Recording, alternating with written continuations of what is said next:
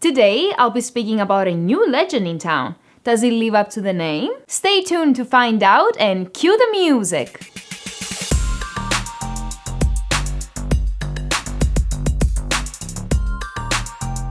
Hello to my lovely subscribers and welcome back to my channel. If you're new here, my name is Andrea with Curly Sense and thank you so much for tuning in. First off, I just want to give a big shout out to all of you who are watching right now because we've reached over 5,000 subscribers in 5 months. It's been so overwhelming to see how much support you guys have shown me so far, and it really motivates me to keep creating new content, even though I'm not uploading as much as I want to. So, as you've already seen from the title, I have the newest flanker from the Invictus line by Paco Rabanne, and it's Invictus Legend. Let's kick things off with a closer look at this battle. In terms of presentation, the battle design brings no surprises, as it doesn't stray too far away from the rest of the flankers. You have the well-known trophy design, which I do find to be unique, but at the same time I find it to be a bit juvenile in my opinion. I do, however, really enjoy the darker blue color scheme, and I think it's my favorite battle from the entire line. Some people love the Invictus battles, some people hate them, but as always, the most important part is the juice itself. Ah, you guys, you thought I was gonna drink juice again, didn't you? Well, you guessed right. Cheers!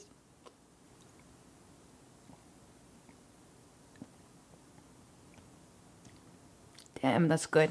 In the opening of Invictus Legend, you'll be hit straight away with a wave of sweetness that will definitely remind you of that classic Invictus DNA. That bubblegum accord is definitely there, but this time it's more overshadowed by a very syrupy, fruity sweetness that is much thicker and most likely due to the Emperor accord. Another main player in the opening is geranium, which is going to give you a very cooling sensation to your nose and gives the fragrance quite a minty feel as well. When looking at the color of the bottle, one might expect something more on the aquatic side of things. And while this does have an underlying aquatic feel to it, to me it leans a bit closer to Invictus Intense because of that dense quality.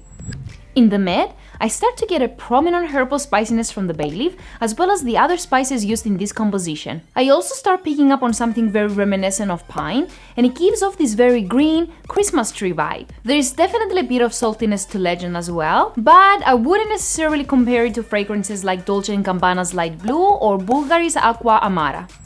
In the dry down, the sweetness falls back and you're left with a bit of woodiness and that Emperor accord. Also, while testing this one, I kept getting this churchy vibe, and there is a word in Greek that constantly came to my head, which is livani. I eventually translated it to English, and lo and behold, it actually means incense. So I haven't heard anybody else saying this about Legend, but no doubt I get a very strong incense note in the dry down. At this particular stage is when I think I enjoy Legend the most. Performance on Invictus Legend is very solid. I'm getting about 7 to 8 hours of longevity on skin with 2 to 2.5 hours of moderate to heavy projection. After that, it will gradually get closer and closer to the skin, and if you spray close, it will stick around the whole day. Because of the sweet nature of Legend, I personally think it will work best in the transitional seasons of spring and fall. To me, this one will be a little bit too cloying for a hot summer day, and because of the slightly aquatic nature of the scent, it doesn't pack enough of a punch for the winter months. In my opinion, this would fit best for teenagers or young adults, and could also be a nice contender for clubbing and nights out because of its good performance. In terms of compliments, Invictus Legend would definitely have a strong crowd, as these types of sweet scents typically do well with the ladies. The chicas, the mamacitas, the señoritas, the copelas in the neighborhood. It will do well.